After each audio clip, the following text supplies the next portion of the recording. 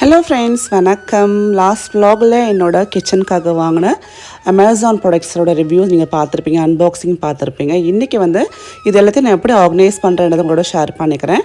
So கிச்சனை upgrade பண்ணலான்னு சொல்லி முடிவு பண்ணி தான் ஒன்று பார்த்து நான் அமேசானில் ஆர்டர் பண்ணுங்க. ஸோ இப்போ அதை பார்த்துடலாம். ஃபஸ்ட்டு இந்த கட்லரி ஹோல்டர் பார்க்கலாம். பொதுவாக நிறைய டிசைன்ஸில் நிறைய பேட்டர்ன்ஸில் மெட்டலில் கிடைக்கும். நான் பிளாஸ்டிக் லைன் சூஸ் பண்ணேன் அப்படின்னா வாஷ் பண்ணி வச்சாலும் நம்மளுக்கு ரஸ்டெல்லாம் ஆகாது. செகண்ட் கீழே நம்மளுக்கு தண்ணி ட்ரிப் ஆகிறதுக்கான ஃபெசிலிட்டி இருக்குது. அதே மாதிரி லைட் வெயிட்டாக இருக்குது, கொஞ்சம் அஃபோர்டபுள் ப்ரைஸில் இருக்குதுன்னு சொல்லிட்டு வாங்கினேன். நல்லா பெருசாக இருக்குது, நல்ல கம்பார்ட்மெண்ட்ஸ் இருக்குது. ஸோ இந்த மாதிரி நம்ம அழகாக பிரித்து வச்சுக்கலாம். ஸோ நான் இந்த இடத்துல வைக்கிறேன். அடுத்தது பார்த்திங்கன்னா ரொம்ப ஆசைப்பட்டு வாங்கினது இந்த மசாலா டப்பா தான். இது பார்த்திங்கன்னா தனித்தனியாக கலரோடு நம்மளுக்கு இருக்கும். அந்தந்த உள்ளே என்ன பொருள் போகிறோமோ அதுக்கான கலர் மேலே ரெப்ளிகேட் பண்ணியிருப்பாங்க. இப்போ மஞ்சத்தூள்னா எல்லோ கலரில், மிளகாத்தூள் அப்படின்னா ரெட் கலரில், அப்புறம் மிளகுனா கருப்பு கலரில், அப்புறம் சீரகம்னா அது கலர்லன்னு சொல்லிட்டு அழகாக கலராக அந்த பாக்ஸ் இருக்கும். உங்களுக்கு ஏர்டைட்டுக்கான அந்த ஒரு என்ன சொல்கிறது, உள்ளுக்குள்ளே உங்களுக்கு கேஸ்கெட்டும் கொடுத்துருக்காங்க. ஸோ நல்லா ஏர்டைட்டாக இருக்கும், குவாலிட்டி எக்ஸலண்ட்டாக இருக்குது. சிலத்தை ரீஃபில் பண்ணிக்கலாம். நான் ஆல்ரெடி வாங்கி வச்சிருந்தேன் பேக்கெட்ஸ். நான் 100 கிராம்ஸ் பேக்கெட், அப்புறம் 200 கிராம்ஸ் பேக்கெட்லாம் இருக்கும் இல்லையா, ஸோ அந்த மாதிரி தான் வச்சுருப்பேன். அதெல்லாம் கட் பண்ணி ஓப்பன் பண்ணி நம்ம கொட்டிக்கலாம். ஸோ இது உங்கள் கிச்சன் நல்ல கலர்ஃபுல்லாக கண்டிப்பாக காட்டுங்க. ஸோ உங்களுக்கு நல்ல கலர்ஃபுல்லாக கொஞ்சம் ஆர்கனைஸ்டாக வேணும்னா இந்த மாதிரி பொருட்கள் கண்டிப்பாக உங்களுக்கு அந்த பெனிஃபிட் கொடுக்கும். ஸோ இப்போ எல்லாத்தையும் கொட்டிட்டு நம்ம உள்ளுக்குள்ளே வச்சிடலாம். இது எதுவுமே ப்ரொமோஷனோ ஸ்பான்சரோ கிடையாதுங்க. எல்லாமே நான் காசு கொடுத்து தான் வாங்கியிருக்கேன். ஸோ நான் ஒன்றுமே என் கிச்சனுக்கு எப்படி இருக்குன்னு சொல்லி பார்த்து வாங்கினதுனால உங்களுக்கு மைட்பி தேவைப்பட்டதுன்னா லிங்க்ஸ் நான் கொடுக்குற டிஸ்கிரிப்ஷனில் இருக்குது, செக் பண்ணி பாருங்கள். அதே மாதிரி பார்த்திங்கன்னா ரொம்ப வருஷம் ஆச்சுங்க என்னோடய கிச்சனை அப்கிரேட் பண்ணி. லாஸ்ட்டாக ஒரு 1.5 வருஷத்துக்கு முன்னாடியோ 2 வருஷத்துக்கு முன்னாடியோ அப்கிரேட் பண்ணதுக்கப்புறம் அப்படியே விட்டுட்டேன். ஸோ இப்போ கொஞ்சம் அதை மேக் ஓவர் பண்ணலாம், கொஞ்சம் அதை புதுப்பிக்கலாம்னு சொல்லி தான் இந்த ஒரு புது ப்ராடக்ட்ஸ்லாம் வாங்கியிருக்கேன். ஸோ கிச்சன் ப்ராடக்ட்ஸ் வாங்குறதுனா பெண்களுக்கு ரொம்ப பிடிக்கும். ஸோ எனக்கு ரொம்ப பிடிக்கும். அதுவும் கலர்ஃபுல்லாக ரொம்ப க்யூட்டாக இருக்குன்னு வச்சுக்கோங்களேன். அந்த நம்மளோட வீடே அந்த கிச்சன் தான்ற மாதிரி ஃபீல் கொடுக்கும். அது என்னமோ எனக்கு அது ஒரு ஒரு எண்ணம் அது. ஸோ உங்களுக்கு இதே மாதிரி கிச்சன் ப்ராடக்ட்ஸ் ரொம்ப பிடிக்கும்னா மறக்காமல் கமெண்ட் பண்ணுங்கள். இப்போ எல்லாத்தையும் மேலே இருக்கக்கூடிய அந்த ரேக்கில் வச்சுக்கலாம். இங்கே நிறைய பார்த்திங்கன்னா கிளாஸ் கண்டெய்னர்ஸ் வச்சுருக்கேன். இது லாஸ்ட் டைம் ஒரு எடுக்கிறப்ப உடஞ்சிருச்சு. விவான் அப்போ பக்கத்தில் இருந்தால், அதனால கொஞ்சம் பயம் இருக்குது எனக்கு. அதனால தான் நான் கிளாஸ் கண்டெய்னர்ஸ்லாம் இப்போ மெட்டலாக மாற்றிட்டுருக்கேன். ஸோ குழந்தை மோஸ்ட்லி என் கூட தான் இருப்பான். ஸோ நான் சமைக்கிறப்ப கூட சம்டைம்ஸ் பக்கத்துலேயே நின்றுப்பான், போக மாட்டான் யார் கூப்பிட்டாலும். அந்த டைமில் வேறு வழியும் கிடையாமல் பக்கத்துலேயே வச்சு சமைக்கிற மாதிரி இருக்கும். ஸோ அப்போ கை தவறி கண்ணாடி உடஞ்சிருச்சுன்னா அவனுக்கு மேலே பட்டுடுச்சுனான்னு சொல்லிட்டு நிறைய எனக்கு தாட்ஸ் வரும். ஸோ அதனால தான் இந்த மாதிரி நிறைய கிளாஸ் ஐட்டம்ஸ்லாம் மாற்றிட்டேன். அப்புறம் பார்த்திங்கன்னா நான் ரைஸ் டம்மு 3 வாங்கினேங்க. ஒன்று 15 கிலோ, மற்ற ரெண்டுமே 10 கிலோ அப்படின்ட்டு. ஸோ ஒன்றுத்தில் பார்த்திங்கன்னா இட்லி அரிசி, அந்த மாதிரி கோதுமை மாவு, அப்புறம் பார்த்திங்கன்னா நம்ம சாப்பிடக்கூடிய சாப்பாடு அரிசி 15 கிலோவுக்கு ட்ரம்மில் ஸ்டோர் பண்ணலான்ட்டு நல்லா க்ளீன் பண்ணி அதை நம்ம இப்போ போட்டுக்கலாம். மடியில் வீல்ஸ் இருக்கிறதால ஈஸியாக நம்மளுக்கு ட்ராக் பண்ணி எடுத்துக்கிறதுக்கு ஈஸியாக இருக்கும். ஸோ ஃபஸ்ட்டு பார்த்திங்கன்னா 10 kg கண்டெய்னரில் கோதுமை மாவு ஒரு 5 kgs கோதுமை மாவு நான் போட்டுக்கிறேன். 10 கிலோ அப்படின்னா கண்டிப்பாக 10 கிலோ பிடிக்காதுங்க. ஒரு 8 கிலோ 8.5 கிலோ பிடிக்கும், அவ்வளோதான். அதுக்கு மேலே போட்டிங்கன்னா அது நம்மளுக்கு கண்டிப்பாக உங்களுக்கு அது ஓவர்ஃப்ளோ ஆகிற மாதிரி தான் இருக்கும். ஸோ என்னோட ஐடியா என்ன அப்படின்னா 10 கிலோன்னு அதில் போட்டிருக்காங்க. பட் மேக்ஸிமம் ஒரு 8 கிலோ போட்டாலே போதும், அவ்வளோ அதுக்கு மேலே போடக்கூடாது. ஸோ அதுக்கு உள்ள ஸ்கூப்பும் அதே மாதிரி மெஷரிங் கப்பும் கொடுத்துட்டாங்க, போட்டுடலாம். அடுத்தது பார்த்திங்கன்னா இட்லி அரிசி, இது ஒரு 5 கிலோ மூட்டை தான் எப்போவுமே வாங்கிட்டு வருவேன். ஸோ அதை கட் பண்ணி கொட்டிக்கலாம். ரைஸ் டம் நம்ம ஸ்டீலில் வாங்குறப்போ பெருசாக இருக்கும், நிறைய இடம் ஆக்குபை பண்ணும். செகண்ட் அதில் ஈஸியாக இரும்பெல்லாம் போயிடுது, ஏன்னா அவ்வளோ ஏர்டைட்டாக இருக்க மாட்டேங்குது. அதனால தான் இந்த மாதிரி ஏர்டைட்டாக இருக்கிற மாதிரி பாக்ஸஸ் நான் சூஸ் பண்ணேன். இது ரொம்ப நல்லாயிருக்கு. இன்னொரு விஷயம் என்ன அப்படின்னா, நீங்கள் இதுக்குள்ளே கொட்டிட்டிங்கன்னா முன்னாடி இருக்கக்கூடிய வாயை மட்டும் ஓப்பன் பண்ணி நீங்கள் அழகாக எடுத்துக்கலாம். ஸோ ஃபுல்லாக ஓப்பன் பண்ண அவசியம் கிடையாது. ஸோ அந்தளவுக்கு கன்வீனியண்ட்டாக இருக்குது. நான் கீழே அவங்க சொன்ன மாதிரி கீழே வீல்ஸ் இருக்கிறதுனால தரையாக ட்ராக் பண்ணி யூஸ் பண்ணுறதுக்கும் வெயிட்டு தூக்க வேண்டாம், வெயிட் அப்படி இறக்க வேண்டாம். ஸோ அழகாக நீங்கள் அப்படியே ட்ராக் பண்ணி நீங்கள் எல்லாத்தையும் எவ்வளோ எடுத்துக்கலாம். ஸோ அந்தளவுக்கு கன்வீனியண்ட்டாக இருக்குது. அண்ட் அதே மாதிரி பார்த்திங்கன்னா இன்னொரு ஸ்பெஷலான விஷயமும் இந்த ரைஸ் டம்மில் இருக்குது. அது என்னன்னு நான் உங்களுக்கு போக போக சொல்கிறேன். ஸோ இந்த மாதிரி நீங்கள் அழகாக முன்னால் ஓப்பன் பண்ணி இங்கே உள்ள அரிசி எடுத்துக்கலாம். ஸோ எப்படி இருக்குது, நல்லா இருக்குல்ல? ஸோ லிங்க்ஸ்லாம் டிஸ்கிரிப்ஷனில் இருக்குது, செக் பண்ணி பாருங்கள். இதில் 25 kgsக்கும் ட்ரம் இருக்குது. நான் வாங்கினது 15 kgs அண்ட் 10 kgs தான்.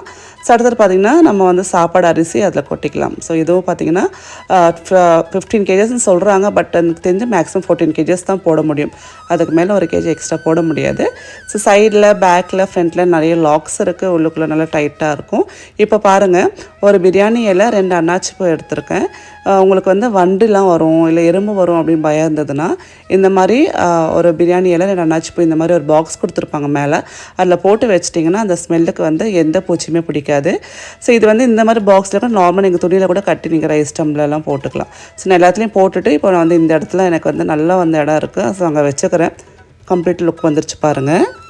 இந்த ட்ரம்மெலாம் நீங்கள் ஈஸியாக ஸ்டாக் பண்ணிக்கலாம், ஒன்றுக்கு மேலே வச்சுக்கலாம். அதே மாதிரி ரொம்ப சின்னதாக தான் இடம் பிடிக்கும். ஸோ இந்த ரேக்கு ஃபுல்லாகவே நான் நினச்ச மாதிரி அழகாக வந்து நான் அரேஞ்ச் பண்ணிட்டேன், ஆர்கனைஸ் பண்ணிட்டேன். ரொம்ப வந்து நம்மளுக்கு ஈஸியாக இருக்கும் ஹேண்டில் பண்ணுறதுக்கு. ஸோ அழகாக இருக்குல்ல, எப்படி இருக்குது இந்த செட்டப் மறக்காமல் கமெண்ட் பண்ணுங்கள். எனக்கு ரொம்ப பிடிச்சிருந்தது. அழகாக ஒரு இடத்துல நீட்டாக எல்லாம் ஆர்கனைஸ் ஆகிடுச்சு. அடுத்து பெரிய ரைஸ் ஸ்டம் இருக்கு இல்லையா, இது வந்து இந்த சைடில் எப்படியே வச்சுருக்கேன். ஸோ எனக்கு இப்போ கொஞ்சம் பேக் ப்ராப்ளம் இருக்கிறதால குடிஞ்சு எடுக்க முடியாதனால மேலே எங்கேயே அழகாக நான் செட் பண்ணிட்டேன். ஸோ அடுத்தது பார்த்திங்கன்னா இப்போது இந்த பெரிய பாக்ஸஸ் எல்லாத்தையும் வந்து நம்ம வாங்கியிருந்தோம் இல்லையா, மொத்தம் வந்து 16 + ஒரு 8 சின்ன பாக்ஸ் வாங்கியிருக்கேன். ஸோ எல்லாத்தையும் வந்து நம்ம இப்போது பருப்புலாம் போட்டு அரேஞ்ச் பண்ணிக்கலாம். இந்த பெரிய பாக்ஸ் பார்த்திங்கன்னா எக்ஸாக்டாக 1 kg நம்மளுக்கு பிடிக்குதுங்க. சின்ன பாக்ஸ் எக்ஸாக்டாக 500 grams பிடிக்குது. ஸோ நான் வந்து பார்த்திங்கன்னா 2 கிலோ வாங்குவேன் அப்படின்னா 1 கிலோ அழகாக வந்து நான் இதில் கொட்டிட்டு 1 கிலோ நான் உள்ளுக்குள்ளே ஸ்டோர் பண்ணி வச்சுருவேன். ஸோ அது காலியாச்சு நம்ம திருப்பி எடுத்து யூஸ் பண்ணிக்கலாம். அந்த மாதிரி நம்ம பிளான் பண்ணி பண்ணுறப்போ அழகாக நம்ம வந்து வேஸ்ட் பண்ணாமல் பண்ணிக்கலாம்னு நினைக்கிறேன்.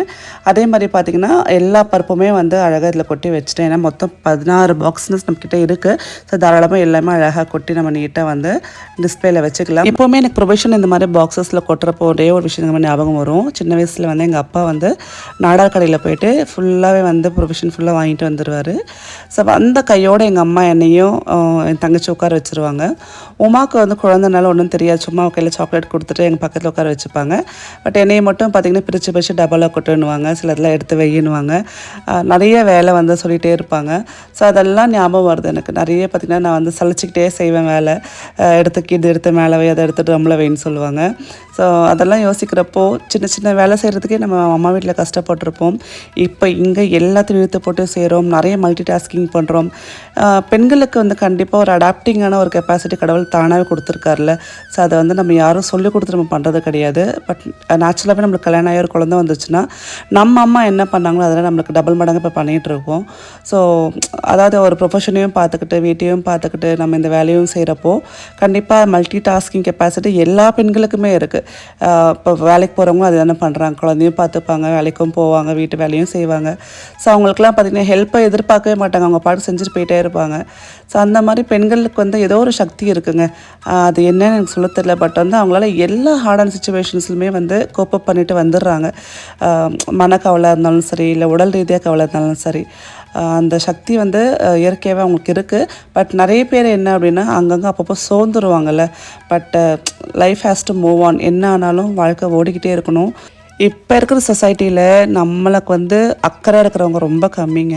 நம்ம கீழே விழுந்தால் எப்போ சிரிப்போம் அப்படின்ற மாதிரி இருக்கிறவங்க தான் இருக்காங்க.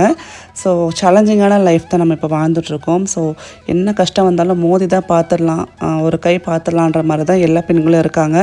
விட்டு கொடுக்காமல் அவங்க லைஃப்பை வந்து ரொம்ப அழகாக சாமர்த்தியமாக வழிநடத்துகிறாங்கன்னு சொல்லலாம் இல்லையா. ஸோ இதை பற்றி நீங்கள் என்ன நினைக்கிறீங்க? அழகாக பாருங்களோட பேசிவிட்டு என் ப்ரொவிஷன்ஸ் ஃபுல்லாக நான் செட் பண்ணிவிட்டேன். ரொம்ப ஹாப்பியாக இருக்குது. ஸோ அடுத்தது பார்த்திங்கன்னா கடைசியாக அந்த ட்ராலி வந்து வாங்கினேன் இல்லையா, 4 பெரிய பெரிய ட்ராலி. இப்போ இதில் வந்து ப்ரொவிஷன் ஸ்டோர் பண்ணணும்.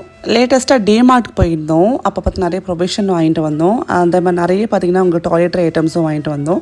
ஸோ மொத்தம் 4 பாக்ஸ் இருக்குது. நான் வந்து ஒரு பாக்ஸ் கம்ப்ளீட்டாக வந்து இந்த டாய்லெட்ரி ஐட்டம்ஸ்க்காக நான் செப்பரேட்டாக வந்து பிரித்து வைக்க போகிறேன். அந்த mouth wash, brushes, paste, soap, அப்புறம் லிக்விட் டிட்டர்ஜென்ட் எல்லாமே வாங்கி வச்சுருப்போம். எல்லாத்தையுமே இதுக்குள்ளே வச்சிட்டோம் அப்படின்னா நம்மளுக்கு அழகாக வந்து நீட்டாக ஆர்கனைஸ்டாக இருக்கும். அதே மாதிரி பார்த்திங்கன்னா இந்த கீழே அதாவது இந்த கபோர்டு ஃபுல்லாகவே பார்த்திங்கன்னா அப்படியே பரப்பி வச்சுருக்காரு என் ஹஸ்பண்டு. ஸோ நான் சொல்லிட்டே இருந்தேன், இல்லை நம்ம ஒரு பாக்ஸ் வாங்கி நீட்டாக வைக்கலாம் அப்படின்னு சொல்லிட்டே இருந்தேன். ஸோ நல்ல ஆஃபரில் எனக்கு கிடச்சிது, 4மே செட்டாக கிடச்சிது. ஸோ அதை வாங்கிட்டு எந்த பாக்ஸ் பார்த்தாலும் விவான் குட்டிக்கு அதை எடுத்துகிட்டு போய் தன் டாய் வச்சுக்கணும் தான் நினைப்பான். அது உனக்கு அது என்னமோ அது ஒரு பேக் வாங்கினாலும் ஒரு பெரிய ஒரு சூட்கேஸ் வாங்கினாலும் எல்லாத்தையும் எடுத்துகிட்டு போய் அவன் டாய்ஸ் வச்சுட்டுருவான். ஸோ அந்த மாதிரி தான் பாக்ஸ் எடுத்துகிட்டு போயிட்டார். 2 எடுத்துகிட்டு போய் டாய்ஸ் வச்சுட்டு தரமாட்ட வரை அமக்கலம் பண்ணிட்டு இருந்தான். பாருங்கள் மூடியும் எல்லாம் எடுத்துகிட்டு போயிட்டே இருக்கான். ஸோ இப்போ வந்து ஒன்று வந்து நம்ம அழகாக வந்து டாய்லெட் எல்லாம் வச்சாச்சு. அடுத்ததில் வந்து இந்த வத்தல்லாம் வாங்கி வச்சுருப்போம்ல எல்லாமே இருக்குது. ஸோ அதையும் வந்து நம்ம அழகாக வந்து ஒரு பாக்ஸில் வச்சு ப்ரொவிஷன் ஸ்டோர் பண்ணிடலாம். ஸோ பேலன்ஸ் ஆகக்கூடிய ஸ்க்ரப்பர், அப்புறம் பார்த்திங்கன்னா நம்மளோட வாஷிங் மிஷின் க்ளீன் பண்ணக்கூடிய இந்த பவுடர் எல்லாமே நான் வாங்கி வச்சுருக்கேன். ஸோ எல்லாத்தையும் நீட்டாக வந்து இந்த பாக்ஸில் போட்டு நம்ம அழகாக சைடில் சீல் பண்ணி உள்ளுக்குள்ளே வச்சிடலாம். ஸோ நீட்டாக ஆர்கனைஸ்டாக இருந்ததுன்னு வச்சுக்கோங்களேன், நம்மளுக்கு அது ஒரு விதமான திருப்தி கொடுக்கும்ல. ஸோ கச்சக்கச்சான்னு அப்படியே வந்து பரப்பி இருந்தால் என்ன இருக்குன்னே நமக்கு தெரியாது. ஸோ இந்த மாதிரி பாக்ஸில் அழகாக இருந்தது நம்ம என்ன இருக்குன்னு பார்த்து அழகாக நம்ம வாங்குறதுக்கும் அடுத்தது வந்து நம்ம நீட்டாக லிஸ்ட் எடுத்துகிட்டு போகலாம். ஸோ இந்த இடத்துல பார்த்திங்கன்னா என்னோடய மளிகை சாமான் ஃபுல்லாக அந்த 2 கூடையில் இருக்கும். அதே மாதிரி கீழே வந்து கொஞ்சம் இருக்கும்.